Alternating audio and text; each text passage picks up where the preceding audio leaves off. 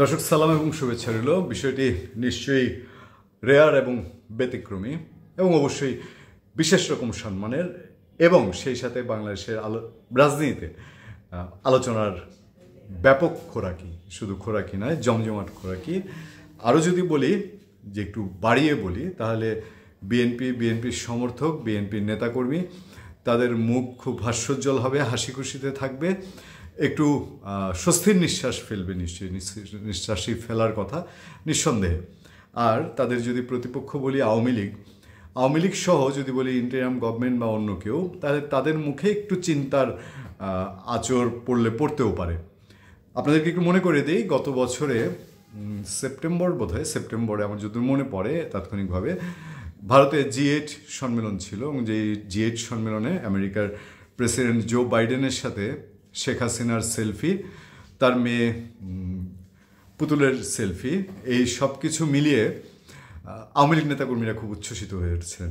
তখন মোটামুটি বাংলাদেশের মানুষের ধারণা যে আমেরিকা এমনভাবে একদম ছাই দিয়ে ধরেছে আওয়ামী লীগ গভর্নমেন্টকে যে আওয়ামী লীগ গভর্নমেন্ট যেতেই হবে, তারা আর নির্বাচন করতে পারবে না, বিদায় নিতে হবে।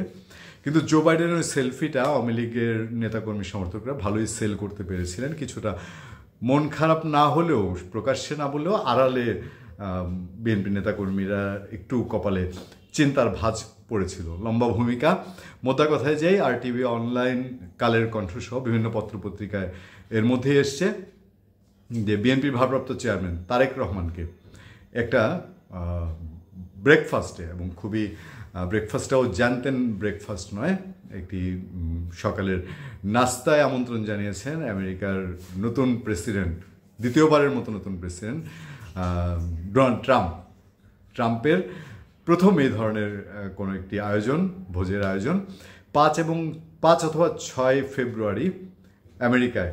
সেটা একটা বিশেষ দিনে, কারণ হচ্ছে সেই দিন ট্রাম্প হোয়াইট হাউস দখল করবেন, বলা যায় দখল করবেন মানে বাইডেন হোয়াইট হাউস ছেড়ে যাবেন, ডোনাল্ড ট্রাম্প গিয়ে হোয়াইট হাউসে উঠবেন। পত্রপত্রিকার খবরে বিএনপির ভারপ্রাপ্ত চেয়ারম্যান তারেক রহমান, বিএনপির মহাসচিব মির্জা ফখরুল ইসলাম আলমগীর এবং বিএনপির স্থায়ী কমিটির সদস্য আমির খসরু মাহমুদ চৌধুরী, এই তিনজনকে ডোনাল্ড ট্রাম্প তার ব্রেকফাস্টে দাওয়াত দিয়েছেন।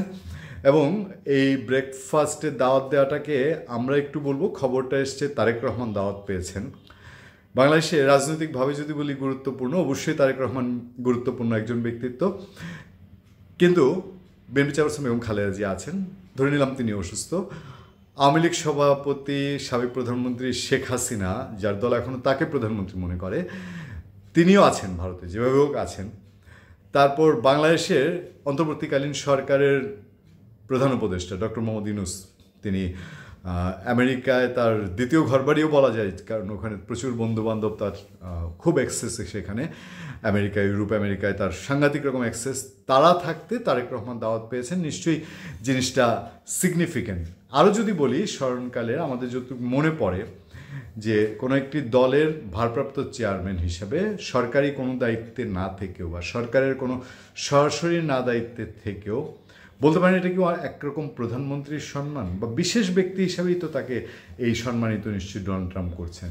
আসুন, এইসবকে বাংলাদেশে বহু কিছু রাজনৈতিক খোরাক হিসাবে ধরা হয়। অনেকে 2-2 4 মেলানোর চেষ্টা করবেন, অনেকে 2-2 5 মেলানোর চেষ্টা করবেন, তবে নিশ্চয়ই কিছু না কিছু একটা আছে। তারেক রহমানকে সেইভাবেই আমেরিকান নতুন গভর্নমেন্ট বলি, তারা বিবেচনা যে করছে সেইটার একটা ইন্ডিকেটর হচ্ছে ট্রাম্পের এই বিশেষ সকালের নাস্তায় বিএনপি নেতা তারেক রহমানকে আমন্ত্রণ জানানো। ধন্যবাদ সবাইকে, ভালো থাকবেন, সুস্থ থাকবেন। আপনাদের সাথে সবসময় আমি আতিক রহমান করি।